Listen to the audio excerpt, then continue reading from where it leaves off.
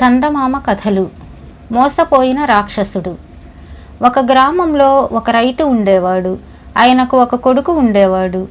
కొడుకు అంత తెలివి కల్లవాడు కాదు, కానీ రైతు కోడలు మాత్రం చాలా తెలివైనది. ఒకనాటి ఉదయం రైతు కొడుకు ఇంటి ముందు కూర్చుని కొడవలికి పిడిచెక్కుకుంటూ ఉండగా ముగ్గురు మనుషులు వచ్చి, నిన్ను మా రాజుగారు ఒకసారి రమ్మన్నారు. మా రాజు సముద్రరాజు అన్నాడు. సముద్రరాజు దేవతల జాతికి చెందినవాడు. ఈ మనుషులు చూడబోతే నల్లగా వికారంగా కనిపించారు. నిజానికి వాళ్ళు రాక్షసరాజు దూతలు. ఆ సంగతి రైతు కొడుకు గ్రహించలేదు. మీ రాజుకు నాతో ఏం పని అని అడిగాడు వాడు. ఈ దేశంలో నీ అంత తెలివిగలవాడు లేడట. మా దేశంలో ఎవరూ చేయలేని పని ఒకటి నీ చేత చేయించుకుందామని మా రాజుగారు నిన్ను రమ్మన్నారు అన్నారు వాళ్ళు. తెలివితేటలకు నేను కాదు, మా నాన్న. కావలిస్తే ఆయనను నిరభ్యంతరంగా మీ దేశం తీసుకువెళ్ళండి. ఆయన ఇప్పుడు పొలానికి వెళ్ళాడు. బాగా చీకటిపడి గాని ఇంటికి రాడు అన్నాడు రైతు కొడుకు. అయితే నువ్వు ఆయన కూడా వచ్చేయండి. మేము మళ్ళీ మీకోసం రాము. మా పడవ రేవులో ఉన్నది. రేవు ఉదయం బయలుదేరి రేవుకు వస్తే మిమ్మల్ని మా దేశం తీసుకుపోతాం అని ఆ నల్లటి మనుషులు ముగ్గురు వెళ్ళిపోయారు. ఆ రాత్రి తండ్రి ఇంటికి రాగానే కొడుకు, నాన్న, మన కోసం సముద్రరాజు మనుషులను పడవను పంపాడు. మన వల్ల ఆయనకేదో పని కావాలట. ఆయన పని తీర్చామంటే మనకు మంచి బహుమానం దొరుకుతుంది అన్నాడు. వాళ్ళు రాజుగారి వద్ద నుంచి ఏదైనా ఆనవాళ్ళు తెచ్చారా అని అడిగాడు రైతు. తీసుకురాలేదు, వాళ్ళు మళ్ళీ రారట.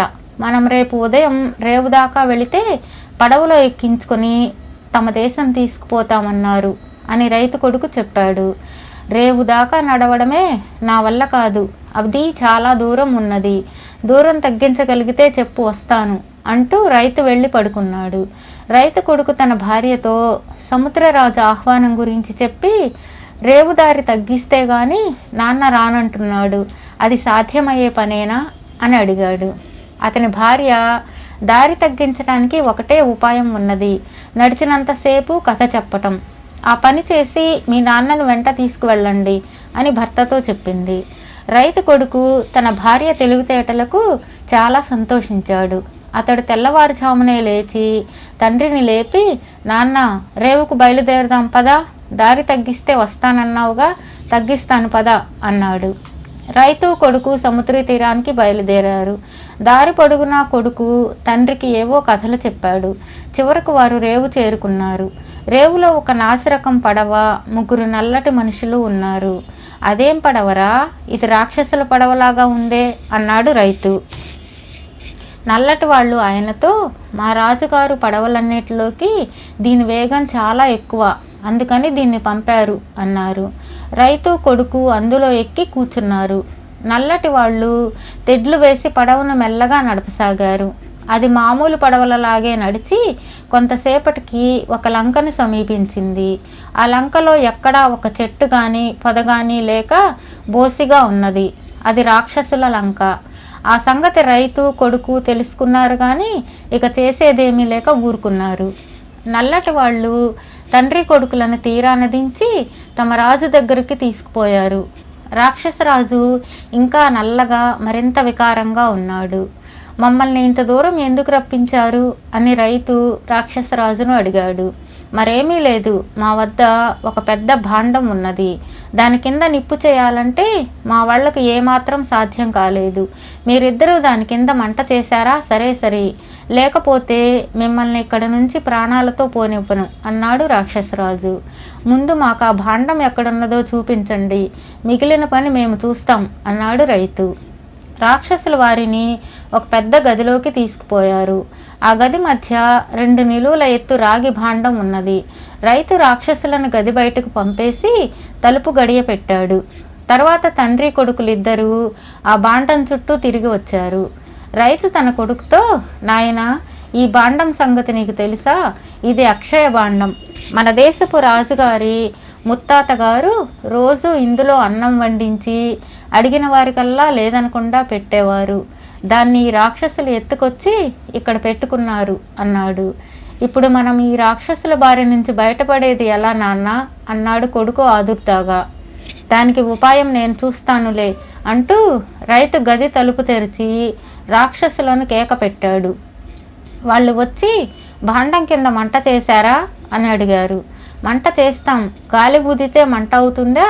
నేరేడు కట్టెలు, మామిడి కట్టెలు, చింత కట్టెలు, పొన్న కట్టెలు, రావి కట్టెలు, మర్రి కట్టెలు, మారేడు కట్టెలు, వెలగ కట్టెలు, వెదురు కట్టెలు, 9 రకాల కట్టెలు తీసుకురండి. దూది, చెకుముకిరాయి, ఇనప ముక్క తీసుకురండి. క్షణంలో మంట చేస్తాం అన్నాడు రైతు. రాక్షసులు తమ రాజు వద్దకు వెళ్ళి రైతు అన్న మాటలు చెప్పారు. రాక్షసరాజు వచ్చి, మీకు మతిపోయిందా ఏమిటి? మా లంకలో గరిక కూడా మొలవదు, చెట్టు అన్నది అసలే లేదు, కట్టెలు ఎలా వస్తాయి అన్నాడు. మీ దేశంలో లేకపోతే మా దేశం నిండా కట్టెలే. మా కోడల్ని అడిగి మీ వాళ్లను పట్టుకురమ్మనండి. మీ మనుషుల వెంట మీ కొడుకులిద్దరినీ పంపితే గాని అది నమ్మదు అన్నాడు రైతు. వాళ్ళు కట్టెలు తెచ్చేదాకా ఈ గదిలోనే ఉండండి అంటూ రాజు తండ్రి కొడుకులను భాండం ఉన్న గదిలో బంధించి తన కొడుకులను పడవ నడిపే వాళ్లను రైతు ఉండే దేశానికి పంపాడు. రాక్షసరాజు కొడుకులు రైతు ఇల్లు చేరుకొని రైతు కోడలితో, మేము రాక్షసరాజు కొడుకులం, నీ మామ భర్త మా దేశంలో ఉన్నారు, నిన్నడిగి కట్టెలు, దూది, చెకుముకి రాయి, ఇనప మొక్క తెమ్మన్నారు. మేం పోవాలి, వెంటనే ఇయ్యి అన్నారు. పెద్ద మోసం జరిగిందని రైతు కోడలు తెలుసుకున్నది. ఆమె రాక్షసరాజు కొడుకులతో, మీకు కావలసినవన్నీ చీకటి గదిలో ఉన్నాయి, మీకు కావలసినంత పట్టుకెళ్ళండి అన్నది. వాళ్ళు సరేనని చీకటి గదిలో ప్రవేశించారు. వెంటనే రైతు కోడలు చీకటి కొట్టు తలుపు మూసి దానికి కప్పతాళం వేసింది. ఆమె బయటకు వచ్చి మిగిలిన రాక్షసులతో, మీ రాజు కొడుకులిద్దరూ మా చీకటి గదిలో ఉన్నారు, ఎంత వెతికినా తాళం చెవి ఎక్కడన్నదో కనిపించడం లేదు. మా మనుషులిద్దరూ ఇంటికి వచ్చి వెతికితే తప్ప అది కనిపించదని మీ రాజుగారితో చెప్పండి అన్నది. రాక్షసుల పడవలో తమ లంకకు బయలుదేరి వెళ్ళి రైతు కోడలు అన్న మాటలు తమ రాజుతో చెప్పారు. రాక్షసరాజు పళ్ళు పటపట కొరికాడు, కానీ ఏమీ చెయ్యలేకపోయాడు. కాకి పిల్ల కాకికి ముద్దు. తన కొడుకులను త్వరగా తెప్పించుకునే ఉద్దేశంతో ఆయన రైతు కొడుకును విడిపించి వెంటనే ప్రయాణం చేయించాడు. మేము మీ పని పూర్తి చేసి బహుమతి పొంది గాని వెళ్ళం, మాకేమీ తొందర లేదు అన్నాడు రైతు. రాక్షసరాజు వారికి ఇంత బంగారం ముద్ద బహుమానంగా ఇచ్చాడు. తరువాత పడవలో రైతును అతడి కొడుకును ఇంటికి పంపేసి అదే పడవలో తన కొడుకులను తిరిగి తెప్పించుకున్నాడు. ఆనాటి నుంచి రైతు, అతని కొడుకు, కోడలు సుఖంగా జీవించారు.